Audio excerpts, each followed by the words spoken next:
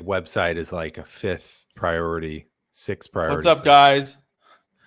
Welcome to the Behind the Golf Frame podcast. This is episode 95. Holy crap, we're 95. This is actually going to be the last episode we're going to record this year.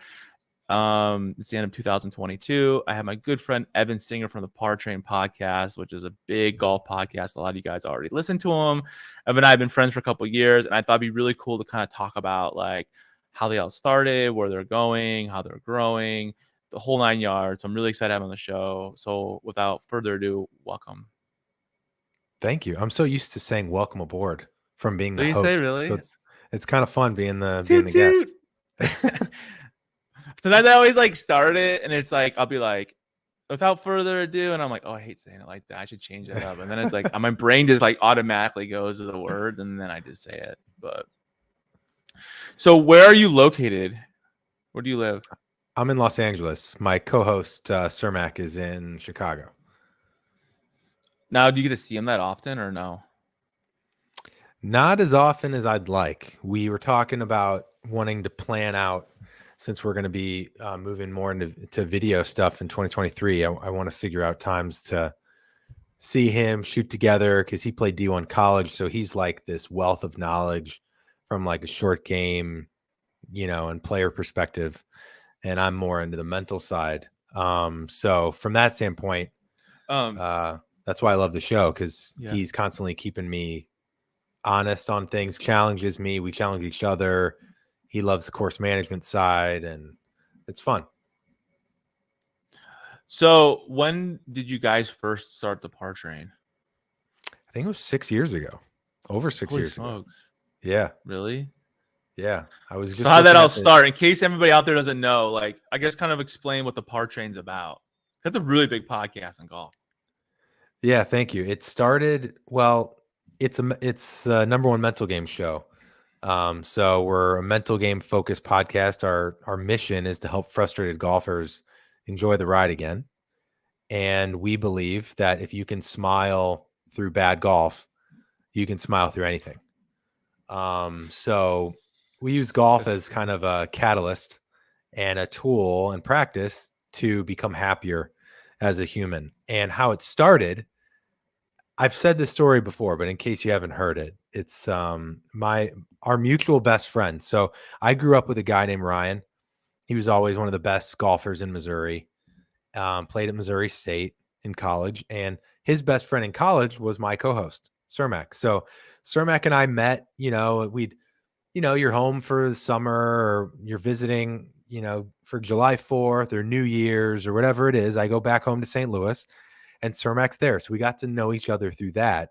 And then it occurred to us when Ryan got married, we were like, it would be fun for us to do a joint speech at the rehearsal dinner, because I'm the childhood best friend. You're the college best friend.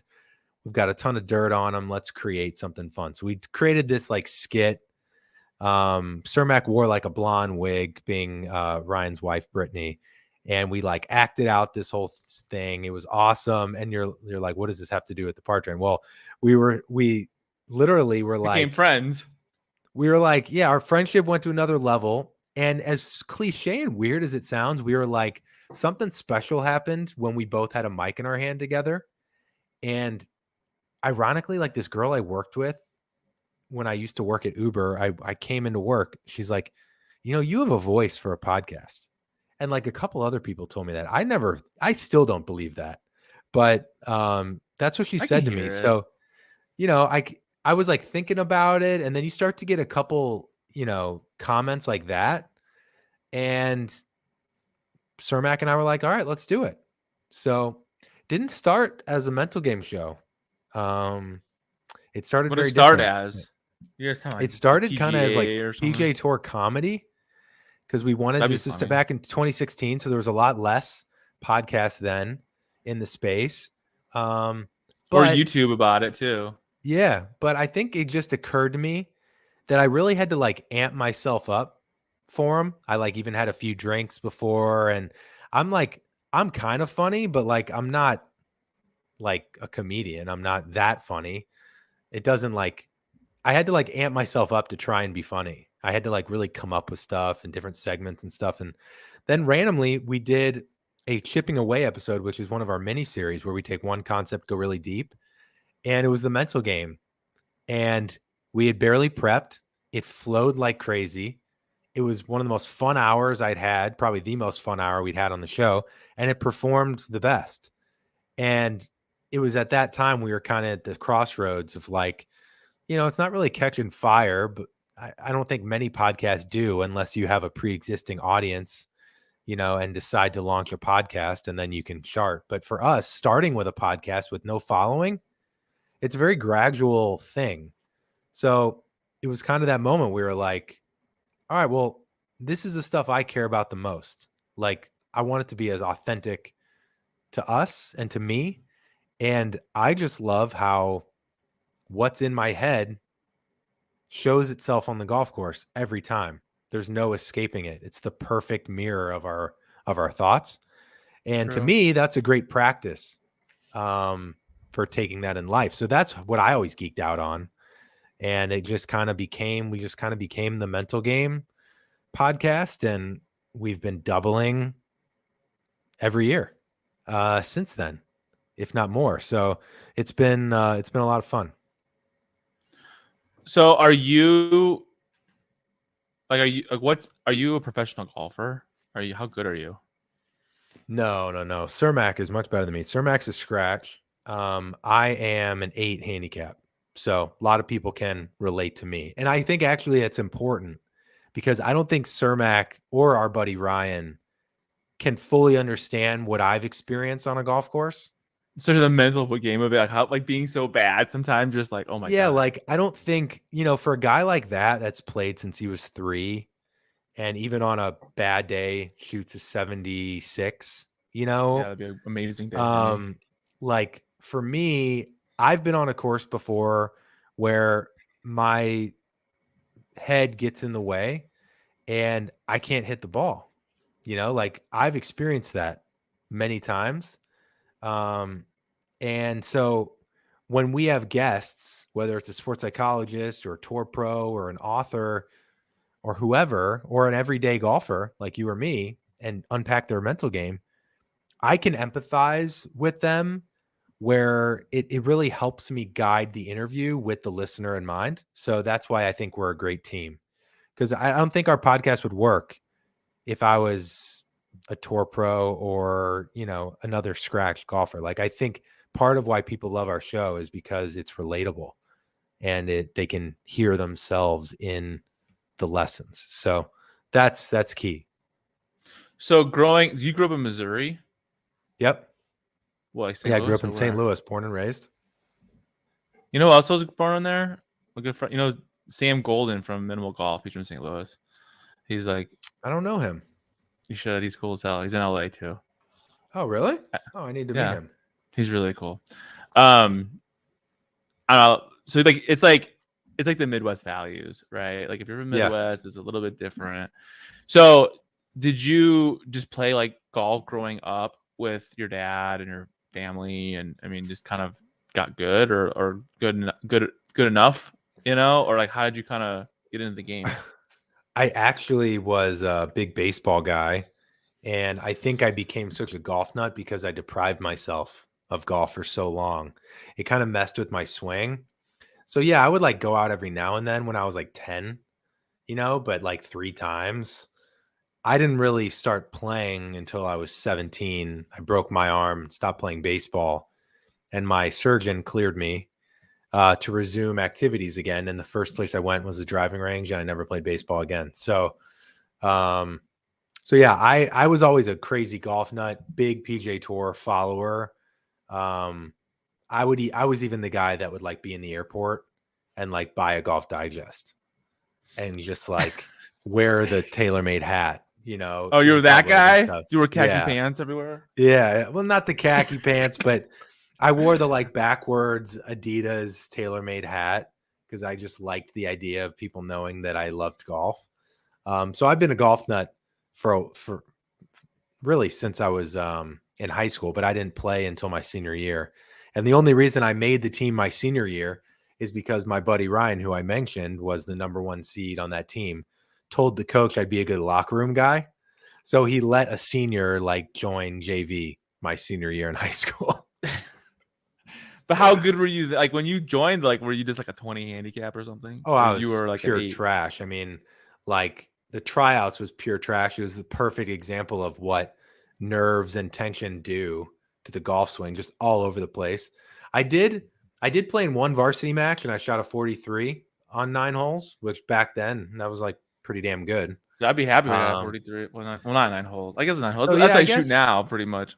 I probably was in the 90s when I made the team. I could probably maybe shoot in the 80s then, but nowhere near breaking 80 then. Um So what kind of yeah. helped you go from being a 90s player to like a low 80s player, maybe 70? Well, I think it's a good question. I think it's interesting to think about what motivates you, right? For me, it was like the competitive side. So I've always been a great athlete and I hated being around friends and like not being good. I So, totally feel that's so true too. Like when you're playing with other people and they're better than you, like your A yeah. game comes out of nowhere and you're like, where did this come from? And like you get, I don't know, that's what happens to me too. I mean, Yeah, they still kick my totally. ass, but like, So like I would never I'm always thinking about it, wanting to work on it. So like for me to go to the range every week, multiple times a week back then, like no problem. I'll go. But I think the problem is a lot of people don't know what they're working on or why they're working on it. true. So what one thing I've learned through the podcast is like the mental game is so much more important, even for a 25 handicap. A lot of people make the mistake, like Dr. Joe Perrin, the author of Zen Golf. I think the first time he came on the show, I think we called that episode "Golfers Have It All Backwards." Because his point is if you started with the mental game, it makes everything better. Whereas a lot of people have the belief that I need to learn how to hit the ball first and then I focus on the mental game. And of course, like it's not like the mental game replaces fundamentals and basic grip, posture, stance stuff. Like you need to have core skills, but it allows your actual ability to come through versus constantly having interference, which is what happens when you're not aware of a mental game. So, I mean, what I think is so cool about the mental game and how you guys approach it is that like people don't talk about it. They just think like, oh, I'm gonna get, no, I'm not gonna get better, right? Or if I do, I'll go to the range like once in a while. I'll play once a month with my friends. I'll shoot in the 90s or 100 or whatever. I'll get drunk, and it won't be as yeah, bad.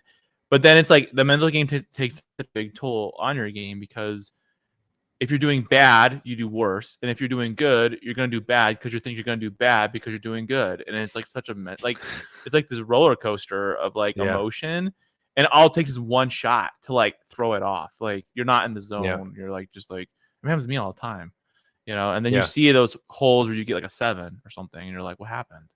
And I shouldn't yeah, have gotten it, but it's like you let your game get away. But I think it's cool how you guys like are approaching it that way because I don't think a lot of players think about it like that. I mean, I know your fans do, but like I think they're more. I think the average player doesn't think about his mental game. He thinks, "Oh, I got to work on putting, or I got to work on hitting the driver, or I got to buy a new right, driver, I got to buy a new ball." yeah, Like I need to chill the f out. yeah. I mean, a lot So of like, what is people. your first like? Oh, go ahead. Go Sorry. ahead. Oh, I was just gonna say, I think we've heard on the show a few times, like golf's the only sport where you get a lot of people get less confident the better they're playing. Like if you think about it, Yeah. golf's the only sport where you can be shooting your best score and you get to hole 13 or 14, you're starting to ruminate on what it means and where you're going and you shit the bed, right?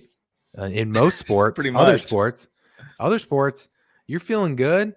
Like think about basketball, you're letting it rain. You're making baskets, you're getting the most out of your good day that day. Golf though, we can get in our way both sides to your point. It's so true.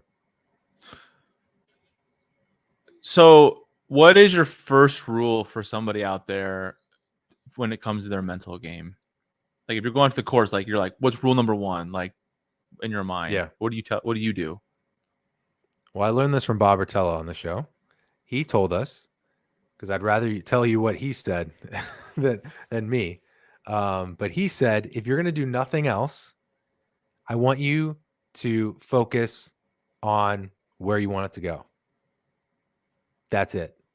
Like, and this is something, it's interesting. It sounds so simple, but this past year, I got in my way a lot. And I think the podcast actually got in my way, interestingly enough. I think I started to identify with my attitude, a good attitude, and being able to like think my way out of those mental ruts. So like if I make a double, I used to pride myself on being able to think my way back on track because that's what we do. That's what we talk about every week.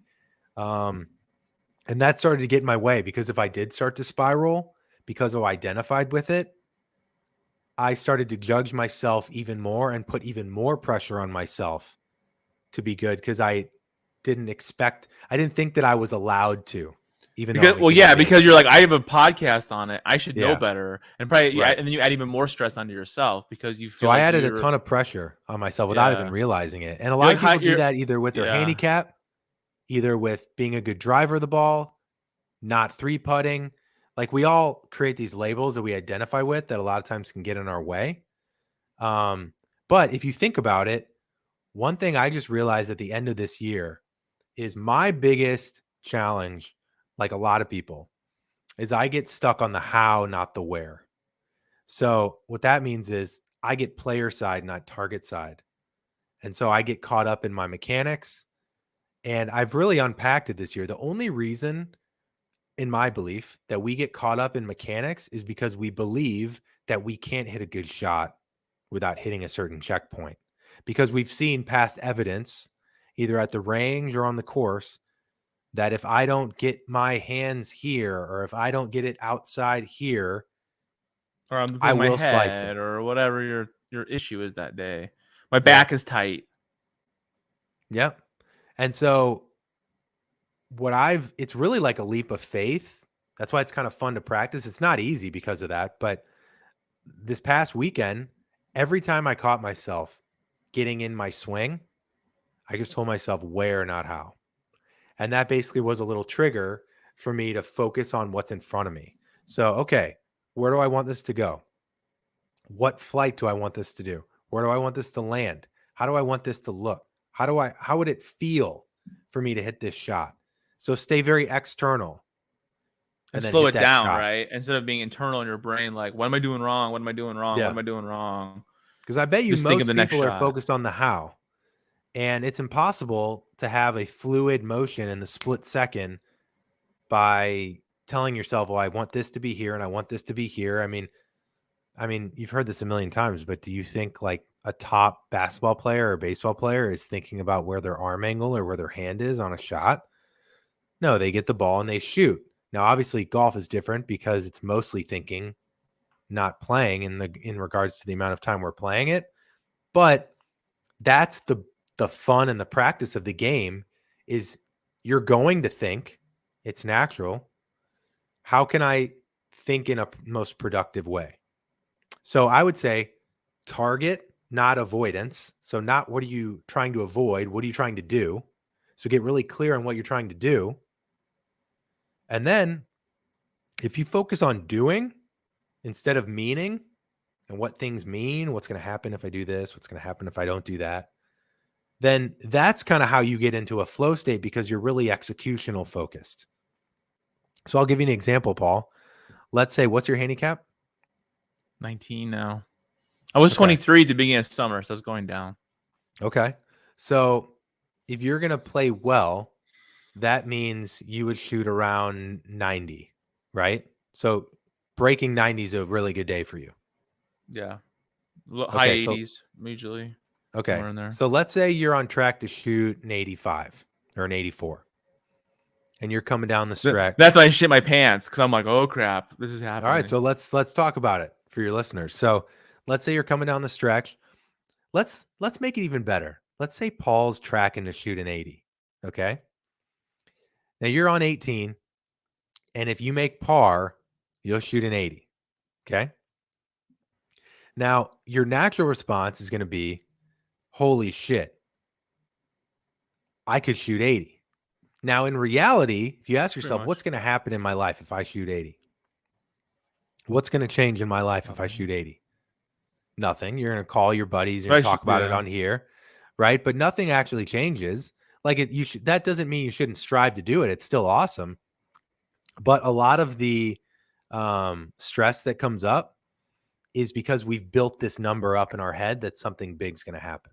I coached this guy and he told me, I think he's a 3 now. He was an 8. He was playing in this tournament at Pebble and he said, I've always dreamed of breaking 80 at Pebble. And I asked him, what do you think's going to happen if you break 80 at Pebble? And he said, it's funny. I used to think people would like put me on their shoulders in the clubhouse and like wheel me around like I was just this like accomplished this thing. And he shot a 78 in the wind at Pebble. And I asked him what happened. He goes, honestly, nothing. They didn't talk to me even more than when I shot an 88, you know? So that's first. You acknowledge, okay, yes, it's normal. I'm excited. I have the chance to do something I haven't done. That's exciting and nerve-wracking.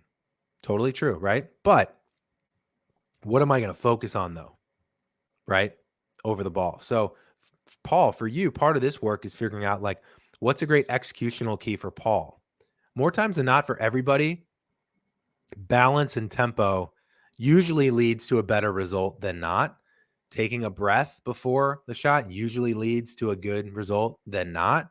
You'll find your own thing, but I'm just speaking generally for the listener. So in those moments when you get focused on the meaning, the breaking, the shooting 80, whatever that means to you, then you just get really, you focus on the doing, you get really executional. So you say, okay, where am I trying to go?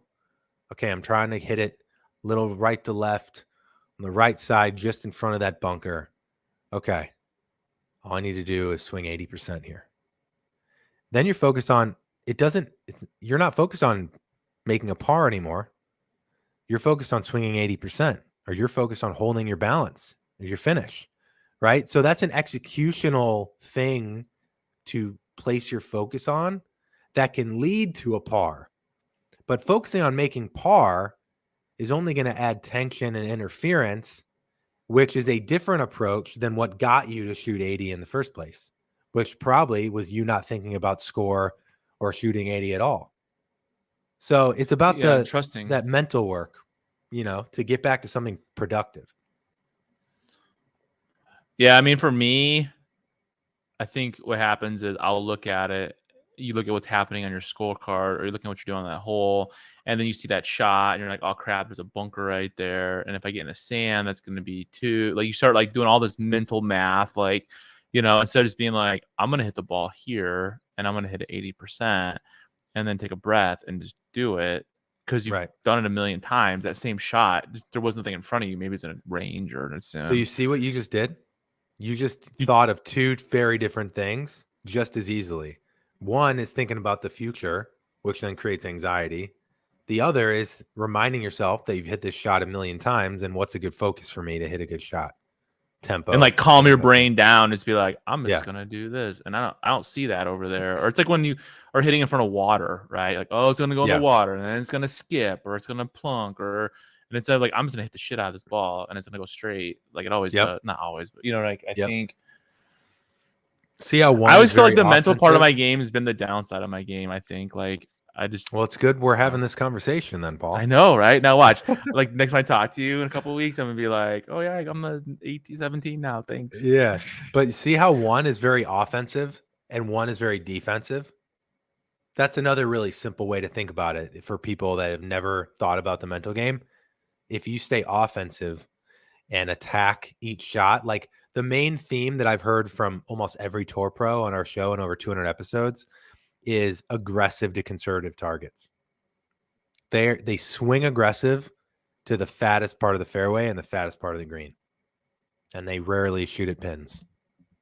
And they're just better. That's crazy because we all think we have to, right? We got to hit the pin. Like that never happens, right? Like, I would just be excited if it goes up onto the green, or like, or it's like when you're putting and you're like end up 3-putting, when you're really good to easily two putted, but you're like, I'm going to go for the pin, and then you overhit it, and then you have to like now make up for that shot. Now you get a three putt, and it's like I feel like for me the next 10 levels of my handicap, which I want to do this next coming year, is get down into like in a 9 or an 8, is like it's going to be that part of the game. Like it's not so much the repetition and practice. Like yeah, you're gonna have to do that, but it's more like one thing that's kind of helped me this year, and I don't know if would you agree, is like I quit bringing my phone on the course. Like I don't want to know for 4.5 hours what's happening in the world, because like it's either going to piss me off or I'm going to have to figure it out, or you know what I mean? Like it's like this is my time to do this, and like I'll purposely like not look at my phone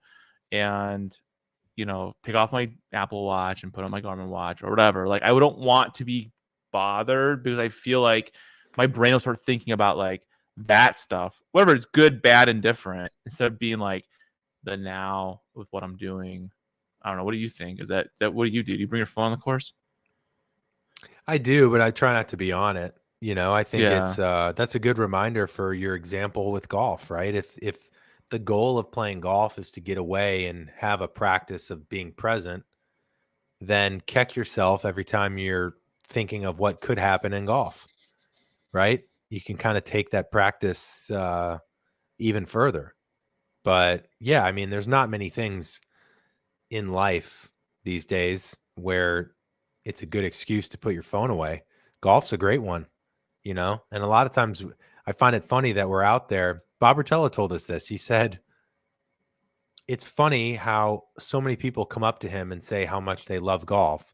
And after he asks them a few questions, he realizes that the only time they really love golf is when they're not playing it. And the time they're playing it, they're quite miserable. So until you accept that it's a game of mistakes, you won't really enjoy it. So that's another thing, is expectations. Our expectations are crazy high, and it's because we've all hit the good shot before, and that's why guys like Scott Fawcett, Lou Stagner, and John Sherman have been really great coming in the game, because they point out all of this data and these facts about, okay, wait. Yeah, I From love how you 100, post that stuff too. Like you did that a 100 couple weeks yards ago. out. Yeah. All those Like like here. analytical stuff. What is that? I can't remember what it was, but it was like Like here, so I'll read good. you one. One of the ones I love the most was, I think 52% of zero handicaps scratch players hit 52% on average greens per round. 9 greens around by scratch players. You probably assume there are at least 12, Yeah, or right? higher. Yeah, or greens hit is the number one predictor of scoring. And so I Really? asked John, I was like, what? I wonder if we would hit more greens if that was our sole goal. And some people say, well, we're all trying to hit more greens. What do you mean? And I go, well, are you though? Like, is your sole goal to hit greens? Like, let's say, Paul, instead of us getting back on the 19th hole, comparing our scores, what if we went to the 19th hole and compared greens hit? I wonder what you would change in your course management to do that, right? I bet you'd be aiming at a lot more middle of the green. John Sherman, who we just had on the show, author of The Four Foundations of Golf, practical, I think, -golf.com. Yeah, great website. Yeah, it's a great website. He said I think 95% of amateurs, if they are going to miss the green, miss it short. Because if you think about overestimation of our yardages, because we've hit one 9-iron, 155, 60 yards, we think that we can do that every time.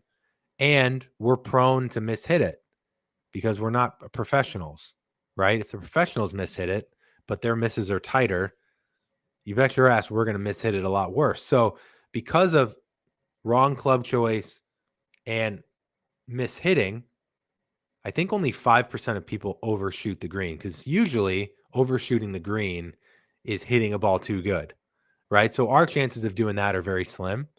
So John suggests hitting to the back or back middle yardage of greens, because it's giving you room for error, right, on a miss hit. but which you're probably usually still, happens a lot. Yeah, you're gonna miss yeah, it, and then go and you're short. giving yourself room to hit more greens, right? So that's an example of like a stat that's like, okay, let me root myself in the facts instead of, What I comparing think the myself against what facts a pro are, and does. comparing myself Yeah. to like, like if you play a scratch player, let's say a 3 or 4 or 5 handicap, and you watch them play, it's like they're very conservative, and they hit the spot, and it's they do the opposite of what I'm doing essentially. I'm like Yeah. trying to hit the shit out of the ball as far as I can go.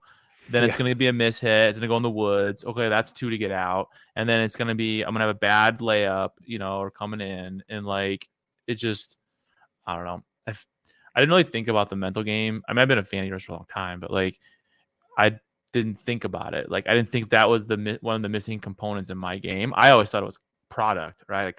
Like that was me. And when I started my site, I was like, oh, I felt like we're always getting sold on the newest and greatest thing, but like, is it true or not, right? And if Yeah. you're an average player, 30 to 25 to 50, let's say, like with disposable income, you're gonna buy stuff, right? Just to like Yeah. get that extra edge. I mean, all golfers do it actually. So it's like, I don't know. I feel like you can only advance a driver so much, right? Right. And like, Yeah. um, Well, it's funny. so I like, I used to work with TaylorMade. I started my career working at their ad agency. So I was the one creating the campaigns for like, on the team that created those campaigns for like R11 and Rocket Balls and all that stuff. And I don't know. I feel like maybe I'm biased because I've been behind the scenes, but do you think golfers know the difference between like a revolutionary technology versus an evolutionary, year two of a yeah, product? Because I felt like Rocket Balls, I think a lot of people knew that that was revolutionary because of the speed pocket. I think people it's like still a great technology product. they can It's still a see. great produdt. Yeah. I still have it. I still use it. Yeah. It's a Um, fantastic. I mean, even the balls, the rocket balls are like one of the hottest sellers. You would never know that. Like you wouldn't think it would be, but yeah, I remember those were good balls. But like for the stealth, which I don't have, me um, neither. I didn't. To me, I was like, I don't know. Is carbon better? I don't know.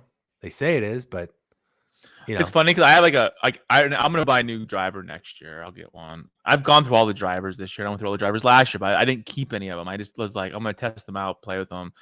But like, I'm still hitting my G410, and it's a 4-year-old driver. Essentially, yeah, will be in a couple months. But like, people still go, "Oh, I love that driver. That thing was like solid." And I'm like, "Oh, really?" I just like it because it's pretty forgiving, and it like is pretty accurate. But I don't know. I agree. I think that what's happening now when it comes, at least with the products that are coming out, I think with launch monitors becoming cheaper, like that's a huge game changer in my opinion, yeah, because now we can get the data and it's going to show you like what's really happening. Like I didn't even know, like when you're an average player, like why am I hitting at the ball right? And then you start seeing it and you start seeing like what's happening with your club face being open. You're like, oh, that's why it's happening. Like you start putting the yeah, two and two together. yeah. Um, Well, actually, that's a great point. I've found that understanding and education is probably one of the best things you can do with your golf game. Because, like, understanding why you do something and what your tendencies are can help you when you're out there. Whereas I don't think there's anything worse than seeing a miss and having no idea why you did it. That's only going to create spiral and trying to fix stuff out there, which, or I, someone's in there helping you, like, oh, I saw you're lifting your head, and now it's yeah, like you start thinking, like, am I lifting my head? Why, like, yeah, and it's like I'm not yeah, even asking. yeah. I think I saw a quote that's like, when you're in the field of play, you're not trying to get better. It's like I've never played golf Oh, sorry. Go ahead. Think we're frozen for a second. with you before. Can you hear me? Yeah, it happens every once in a while. It's cool. Okay. It's just I'll edit it out. That's the one downside with live streaming. Okay. Um, so what do you have like? What's happening with you guys this next coming year? Like, what are some of your big plans? You said you're Yeah. doing something with So, YouTube. yeah, we want to get videos are going to be our biggest thing. I've been thinking a lot about how to create content that makes the mental game fun and easy to consume. And so, do I want to be entertained when I watch something on YouTube? Yes. Do I want to get something from watching something on YouTube that can help me in my game? 1000%. So, for us, I don't think we'll want to do just entertainment stuff. Like, I want to do, like, for example, Paul, what would happen if I went out for 9 holes and I aimed to the middle back third of every green? What would happen? Right? Test I it don't out. even look Yeah. at the flag and test it out and see what happens. And I also want to figure out, a series that can be entertaining for golfers, but also like unpack some real conversations in ways that can help them off the course too. And just make them happier people. So that's the type of stuff we're thinking through. But I'm excited. I wanna do stuff that will really inspire and get people excited about, figuring out a side of their game that they historically haven't thought about. And yeah, the messages we get just really inspire me. And a lot of people are just experiencing things in their lives that they didn't expect to get from a quote golf podcast. And that to me is the coolest stuff. So video is big. I want to get into events as well. I want to take the same thing by like creating like unique, fun event formats, whether it's 3 club championships, whether it's shootouts, whether it's 2 mans versus, I don't want to just do standard Scramble. scrambles, Yeah. like I want to 2-man do scramble is fun fun. stuff. And then have like live podcasts where we bring people up that were in the competition and unpack their thoughts when they were going down the stretch and pressure, and make it like a really fun, engaging thing. So I think those are the 2 big things. And we want to, we just want to continue to grow the podcast all in the same and reach more people and help them enjoy the ride. That's the biggest goal. I think it's really smart, man. I really do. I think like giving the value, like you're saying, is going to be huge because you already do it in the podcast. So essentially, it's going to be like a live version of podcast, and you already give Yeah. value to people through the podcast. So it's just like I think it's brilliant, actually. Like just that's the key to YouTube. Like I think you got to give value to people in that video, whatever that value is, whatever you decide, that. But I think you already do that in your show. So essentially, you're just going to make it more live version of that. Well, I'll tell you this, Paul. Everyone kind of starts, like if someone's listening that like wants to create something, I think it's natural to start with the end and be like, okay, it'd be really cool if I created a podcast that like paid the bills, right? Or a podcast was one of the biggest podcasts in the world, or I have this many 100,000 followers or whatever. But we didn't really start to grow until it stopped being about that. Like it's normal to think that way at the start, like how can I grow? How can I grow? But when we just started talking about the things that we were going through and what helped us, and really try and like help a listener with their game through our guests and our own stuff, like that's when people started to send us messages. That's when people started to share with their friends. That's when we started to double every year. So, value really is the key. And it's the most selfish thing in the world. If people want to grow something that, something big, it has to be valuable for someone else. You have to help other people. That's the goal. Otherwise, you're just going to fizzle out. Like the only reason we've done it for 6+ years is because I did it for free for most of them.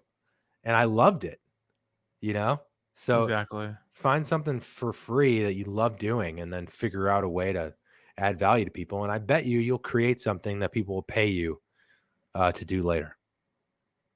Exactly. That's really good advice for anybody out there who's like looking to like, I mean, because like Evan was saying earlier in the show, like he wasn't a professional podcaster. Like he'd say, "Oh, let's go have a podcast." Like, I think a lot of people are afraid to do stuff because they don't know how to do it. But it's there's enough content out there that will help show you what to do essentially to get started. And if you're just passionate about whatever you're working on, then it's going to work out one way or another. You're either going to learn from it or you're going to like be able to make money from it. But if you like take it the wrong way, and like try to monetize and be like, oh, I'm gonna make $1 million on this idea. Like, dude, people can see through that in like 2 seconds. Like, Yep. I think like being real and like giving value, that's the key. It's like giving value. I mean, for me, like this year, I've tried to like use myself as the guinea pig and like show people like, look, like you can get better at golf and this is how I'm going to do it. So come on my ride or my journey or whatever to like do it, because I don't know. I think people need to see that, especially all the new golfers out there too, who don't know what to do or how to approach it. They love the game. Like what's your why really? What's your why for playing golf? Is it the camaraderie, or is it just getting away for 5 hours, or is it the mental part of it? Is it whatever? I don't know. So how many downloads do you guys have now? You've had like a bazillion downloads. How many downloads? I saw on your website. We're close to 1 million. That's freaking nuts. Yeah, we're going to hit 1 million downloads probably in the next couple months. Let me know if you have any ideas. I'm trying to figure out. I pulled it to our audience on Instagram and everybody was like, throw an event. You should throw an event. That's a huge number, dude. That is huge. And downloads. Yeah. I mean, maybe what you do is like an event and then it's like you come out, incorporate that into the YouTube video. Like, like something in LA that's like an event, and then you try to get like the people we've had on the show before. I don't really know, something where it's, I don't know. I think that'd be cool to watch. Yeah, or do absolutely. Like night golf or I don't know, something out there. Yeah, 100%. You're like in the Mecca, dude. Everyone's like, oh, Arizona's the best place for golf. I don't think Arizona's the best place for golf. I think California's the best place for golf, personally. Yeah, I would say San Diego and NorCal are better. Los Angeles for public golf isn't the best. The private golf here is great. I don't belong anywhere, but not yet. Yeah, not yet. One day we wouldn't do that. I mean, I don't know. I think like I was in LA in July and I played at that. There's that Top Golf that has a golf course though. Have you been to that? Yeah. And like we just played the 9-hole course. That was fun. I mean, I think it's the first of its kind to have a golf course. Yeah, with the 10th hole where they film you. Yeah, but they were packed. Like it was packed. I don't know. They like treated us too. It was pretty cool to do that. But I don't know. I think I'm happy for you guys. 1 million, that is nuts. And I think what's gonna happen is soon you guys do that YouTube. You start doing a YouTube channel. It's gonna grow pretty quick. I think because no one's doing mental game on. Everyone's just doing like product or how to like instructor videos, but not like I don't know, something that no one's talked about. I think it's a really smart move. Yeah, thanks, man. I'm excited for you. Well, I really appreciate you being on the show today. I know you're super busy. We've been talking about this for like a year to get you guys on, but I mean, congratulations to all your success. And you too, man. Where can people find you? I mean, they can anywhere they get their podcasts. Just search the Par Train podcast, or the Par Train, and it'll pop up. Instagram's our biggest presence. TikTok and Twitter are growing every day, and thepartrain.com for we've got our merch on thepartrain.com, as well as stuff about my mental coaching is on there. So yeah, if you search the Par Train wherever you want to search it, it'll pop up. It's like they're big on Instagram, you guys. Like they're huge on Instagram. Like we love like working with them on that. So just like corresponding and stuff. But well, cool guy. I mean, you gotta check them out. Par Train's awesome. One of my favorite podcasts to listen to. I thought to end the year with something that really has helped me in the last couple of years. So I want to share that with you guys. And I'll see you guys all in the next episode.